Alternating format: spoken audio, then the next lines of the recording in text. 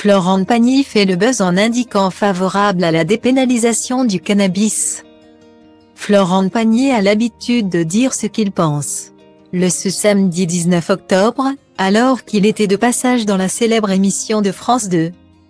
On n'est pas couché, il a une fois encore mis les pieds dans le plat en expliquant qu'il était favorable à la dépénalisation du cannabis.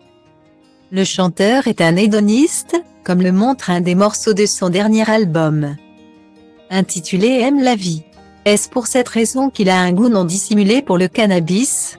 En tout cas, le sujet lui tient à cœur. Il le prend même très au sérieux.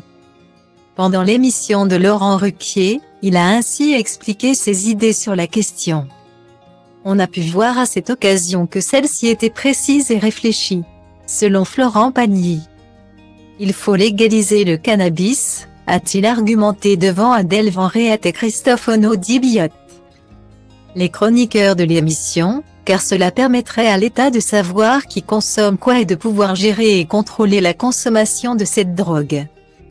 Cela mettrait fin aussi, selon le mari de la belle Azucena, à tous les trafics et à la délinquance que la prohibition peut engendrer.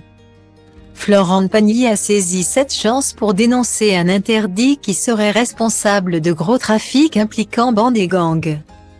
Il ne s'agit pas de laisser faire, selon le chanteur, mais, au contraire, de lutter contre les narcotrafiquants. Et ça à l'échelle internationale et, en particulier, en Amérique du Sud, un continent que notre Pagny national connaît bien puisqu'il y vit depuis longtemps avec sa femme, elle-même sud-américaine. Le cannabis est un fléau qui n'affecte pas que l'Hexagone, bien sûr. L'homme de 57 ans est conscient des problèmes que le cannabis peut causer.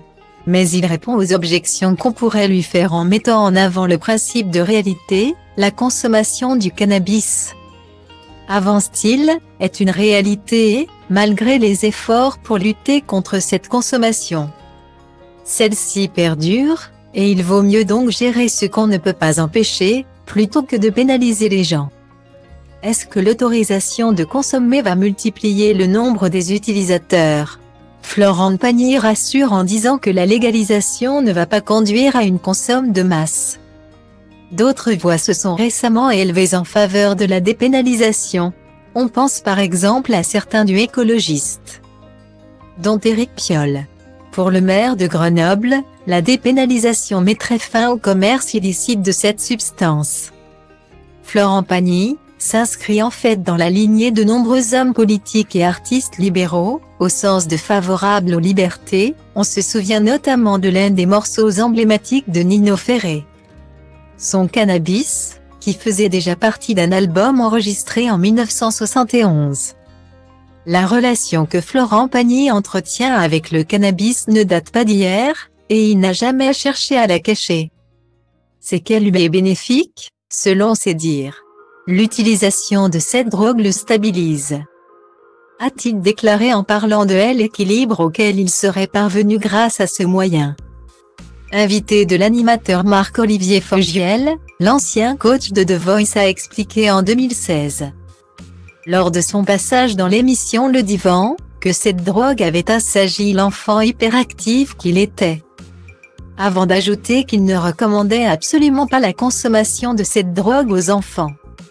Selon lui, on ne peut utiliser le cannabis que lorsqu'on s'est forgé un solide jugement grâce aux expériences de la vie, et pas avant.